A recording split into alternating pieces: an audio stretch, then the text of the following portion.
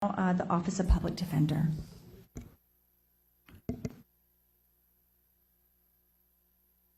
And I apologize for not having a PowerPoint. I actually did one, but I'm not as familiar with this process. I didn't know who to get it to. Next year, I will be better prepared. We used to have a council member that cared a whole lot about PowerPoints. It's okay that you don't. It's okay. It's all good. You're great. You're great. As I was listening to everyone who was speaking, it struck me that we have a lot in, the Office of Public Defender has a lot in common with juvenile court in that we are probably the people in this room who are most accustomed to being poor. We're always broke. We live broke. You know, our office really runs on goodwill and a lot of prayer, but it is a public office, and a public office does need some money. So in addition to the goodwill and prayer, we have people who are incredibly dedicated in our office. We couldn't run that office if we didn't have people who were willing to donate greatly of their time and effort, way more than we could ever pay them. The budget request that we made, even though we needed a lot more, we requested what we received last year, which was with the Entergy $250,000, it was a total of $1,337,750. I understand that it's listed at $1,087,750, but we also received last year the Entergy dollars, which got us to the 1.337. The proposed budget is for $855,380 and no Entergy money. So that is a cut of $482,370, which is a 38% cut in the budget. Our entire budget consists of basically three sources. The first is what we call the DAF, or the District Assistance Fund. That's the money that comes from the state legislature. There's been typically about $48 million a year for the entire state for public defense that comes from the legislature. The Office of State Public Defender divides that money amongst all of the districts, and we have been receiving right under $3 million from the DAF. That's our largest source of funds. The second source is much less consistent and you know, subject to lots of things that can go wrong in the community, like a flood or COVID or anything that disrupts the court system, because that second piece of our funding is what we call conviction user fees, or CUFs. That is the $40 application fee that everyone who applies to the public for the services of the Public Defender's Office pays, as well as the $45 conviction fee for those who are convicted of a crime in East Baton Rouge Parish. The total of that has averaged about $1.3 million a year, but that can go down at any point, which it has in the past when there was a flood, when there was the Alton Sterling shooting, and when COVID happened.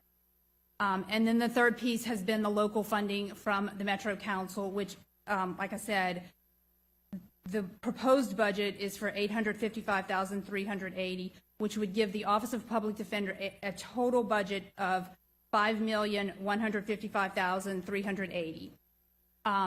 In comparison with the District Attorney's Office, they currently have a budget of approximately $16 million, and $8.7 million of that comes from the city parish. The proposed budget would give the DA's office $7,359,770, which would reduce their budget to approximately $15 million. So even if the district attorney receives no additional funding, the OPD's budget would be, our total budget would be 34% of the budget of the district attorney's office. The proposed budget gives the public defender's office only 12% of local funding that it's giving to the district attorney's office. When we look at the comparison of the work between the district attorney's office and the public defender's office, we have to remember we're in the same courtrooms. We're doing the same work. The public defender's office represents anywhere from 85 to 88% of all people who come through the criminal legal system. We also represent everyone, those who are prosecuted in Baton Rouge City Court, which the district attorney's office is not handling because that's handled by the city prosecutor. We also have to provide a public defender for Baker City Court and Zachary City Court.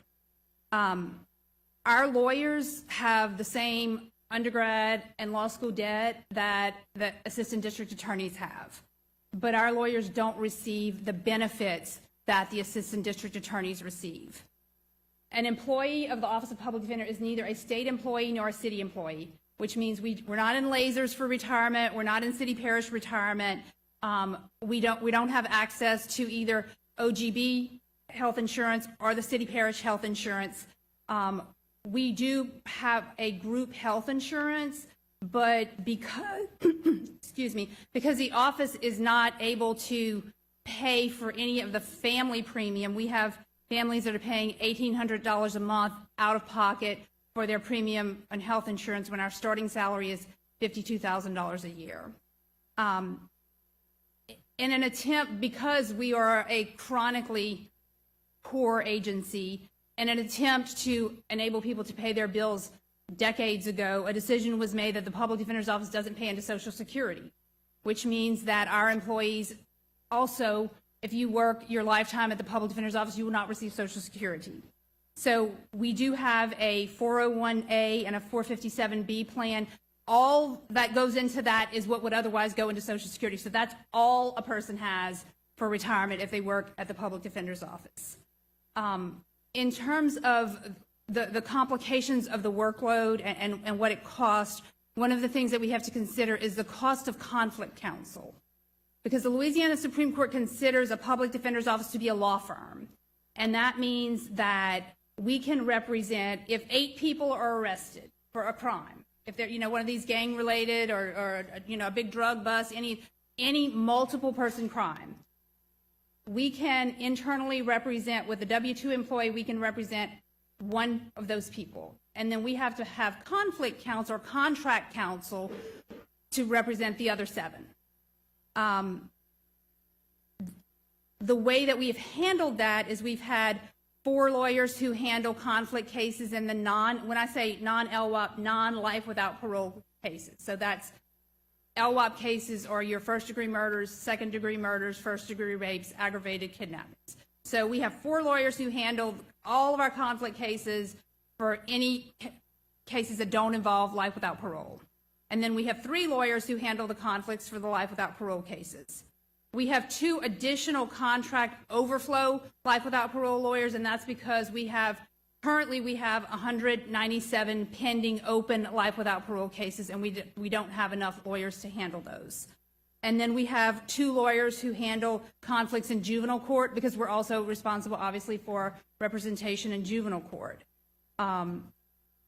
When you count all of the courts that we have to cover a total of 25 courts. We have 36 attorneys who are assigned to the 19th JDC.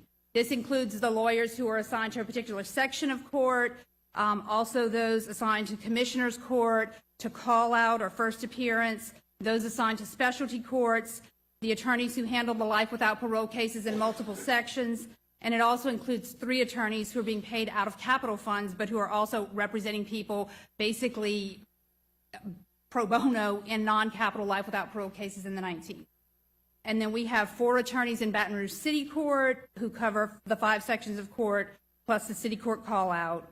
We have 4 attorneys assigned to juvenile delinquency cases in East Baton Rouge Juvenile Court, 4 contract attorneys to cover the child in need of care cases in juvenile court, 1 contract attorney in Baker City Court, 1 contract attorney in Zachary City Court, and then, as I mentioned, the 2 contract attorneys who cover overflow life without parole cases. The service impacts of a budget cut to the Public Defender's Office, there's just no nice way to put it. There are no easy solutions, and I know I think I probably was the first person when I saw the proposed budget to actually tell people that they were going to be laid off, because we just don't have a lot of places to cut. Last Monday morning, I went and told 7 people that as of January 1st, they're not going to have a job. Those people were our only social worker and 6 investigators, because I don't want to take lawyers out of courtrooms until I absolutely have to, and we cannot not have a secretary because we won't have our files in court. I mean, it's impossible for lawyers to operate without secretaries. So the only thing I could do was cut investigators.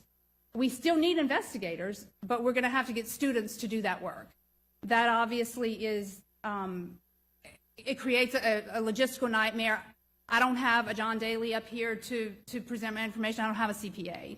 I don't have an HR person. So when I have to constantly get new students every semester to be our investigators, I have to do that. I'm also our lead capital counsel.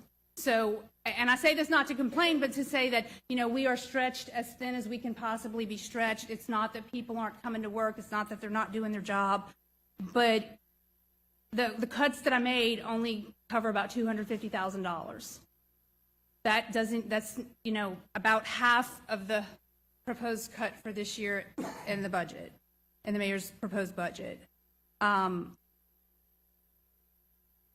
You know, if we don't get additional funding, my options would be I could either stop providing lawyers in conflict cases, which means that those people still need to be represented, but they would not be covered by OPD funds, which would mean the judges would have to say, you know, Phelps Dunbar, I need you to provide me some lawyers for free because we have no money to pay you.